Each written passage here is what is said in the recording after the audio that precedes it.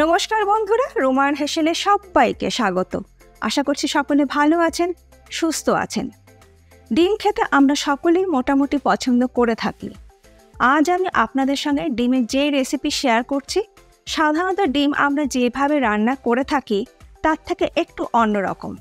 ডিমের মৌলি নামটাও একটু অন্যরকম, স্বাদও একটু অন্যরকম, আর বানানো কিন্তু ভীষণই সহজ। রেসিপিটা যদি ভালো লাগে তাহলে একটু সবার সঙ্গে শেয়ারও করে নেবেন। ডিমের মৌলি বানানোর জন্য নিয়েছি 5টা সেদ্ধ পোলট্রির ডিম। আপনারা হাঁসের ডিম বা দেশি মুরগির ডিম অবশ্যই ব্যবহার করতে পারেন। এবার ডিমগুলোর গায়ে হালকা করে একটা ছুরির সাহায্যে কাট লাগিয়ে নেব। কাট লাগিয়ে নিলে ডিম ভাজবার সময় আর ফাটবে না, আর গায়েও তেল ছিটকে আসবে না। প্রত্যেকটা ডিমের গায়ে কাট লাগিয়ে নেবার পর রান্নাটা করার জন্য কড়াইতে দিয়ে দেব 2 টিস্পুন সর্ষের তেল। গ্যাসের ফ্লেম হাইতে করে দিয়ে তেলটাকে আগে ভালো করে গরম করে নেব। তেল ভালো মতন গরম হয়ে গেলে দিয়ে দেব আগের থেকে সেদ্ধ করে কাট লাগানো ডিমগুলো হালকা করে ভেজে নেব। ডিম ভাজতে ভাজতে এই ডিমের মধ্যে দিয়ে দেব অল্প একটু নুন আর অল্প একটু হলুদ গুঁড়ো। খুব বেশি কড়া করে ডিম আমি ভাজছি না, মিডিয়াম ফ্লেমে হালকা করে ডিমগুলোকে ভেজে নিয়ে তুলে রেখে দিচ্ছি আলাদা একটা পাত্রের মধ্যে। একটা মশলা তৈরি করে নেব। তার জন্য মিক্সিং জারে আমি দিয়ে দিচ্ছি একটি মিডিয়াম সাইজের টুকরো করে কেটে নেওয়া পেঁয়াজ, আর দিচ্ছি 3 কোয়া রসুন, হাফ ইঞ্চি আদার টুকরো আমি দিয়ে দিলাম, কাঁচা লঙ্কা দিয়ে দিলাম 4টে, তবে ঝালটা অবশ্যই নিজেদের স্বাদ অনুযায়ী ব্যবহার করবে।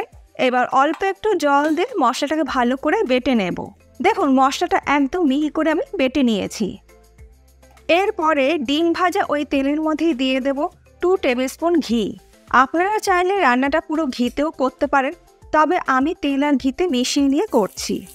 তেল আর ঘি গরম হয়ে গেলে এর মধ্যে দিয়ে দেবো একটি মিডিয়াম সাইজের স্লাইস করে কেটে নেওয়া পেঁয়াজ। গ্যাসের ফ্লেম মিডিয়ামে করে দিয়ে হালকা করে আমি পেঁয়াজটাকে ভেজে নেব। এই রান্নাতে খুব বেশি কড়া করে কিন্তু পেঁয়াজ ভাজবার দরকার নেই। মিনিট 2 সময় ধরে হালকা করে পেঁয়াজটাকে একটু ভেজে নেবার পর এর মধ্যে দিয়ে দেবো বেটে নেওয়া মশলা। এবার লো ফ্লেমে মশলাটাকে কষিয়ে নেব। মশলাটা কষাতে কষাতে এর মধ্যে দিয়ে দেবো হাফ টিস্পুন জিরে গুঁড়ো, দিয়ে দিচ্ছি 1/4 টিস্পুন কাশ্মীর লাল লঙ্কা গুঁড়ো।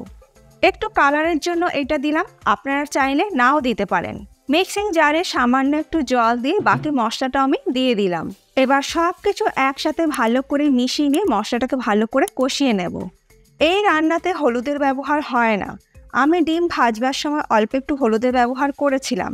আপনারা চাইলে খুব সামান্য একটু হলুদ এই সময় ব্যবহার করতে পারেন, তবে আমি আর করছি না। এরপর গ্যাসের ফ্লেমটাকে লোতে করে দিয়ে ঢাকা দিয়ে মশলাটাকে একটু কষিয়ে নেব। মিনিট 2 পর আমি ঢাকাটাকে খুলে নিলাম। দেখুন মশলাটা আমাদের ভালো মতন কষিয়ে নেওয়া হয়ে গেছে, মশলার কাঁচা গন্ধ চলে গেছে, মশলা থেকে তেল সেপারেট হয়ে গেছে। সব কিছু ভালো করে মিশিয়ে নেবার পর এবার আমি এর মধ্যে দিয়ে দেব এই রান্নার মূল উপকরণ নারকেলের দুধ। আমি এখানে 1 কাপ নারকেলের দুধ দিয়ে দিলাম। সব কিছু ভালো করে মিশিয়ে নেবার পর এর মধ্যে দিয়ে দিচ্ছি স্বাদ মতো নুন, আর দেবো স্বাদটাকে ব্যালেন্স করার জন্য খুব সামান্য একটু চিনি। এখানে আমি ঘরে তৈরি নারকেলের দুধই কিন্তু ব্যবহার করেছি, তবে আপনারা কিন্তু কেনা নারকেলের দুধও কিন্তু অবশ্যই ব্যবহার করতে পারেন। নারকেলটাকে কুড়িয়ে নিয়ে গরম জলে ভিজিয়ে রেখে মিক্সিতে ব্লেন্ড করে নিয়ে ছেঁকে নিয়ে নারকেলের দুধটাকে আমি বার করে নিয়েছি। গ্রেভি ফুটে উঠলেই দিয়ে দেবো আগে থেকে ভেজে রাখা ডিমগুলো। ভালো করে মিশিয়ে নিয়ে লো ফ্লেমে মিনিট 2 ফুটিয়ে নিলে আমাদের ডিমের মৌলি অলমোস্ট ডান। একদম শেষে এর মধ্যে দিয়ে দেবো হাফ পাতিলেবুর রস। অবশ্যই গ্যাসের ফ্লেম বন্ধ করে তারপরে পাতিলেবুর রসটা ব্যবহার করবেন। একদম শেষে দিয়ে দিচ্ছি অল্প একটু ধনেপাতা কুচি।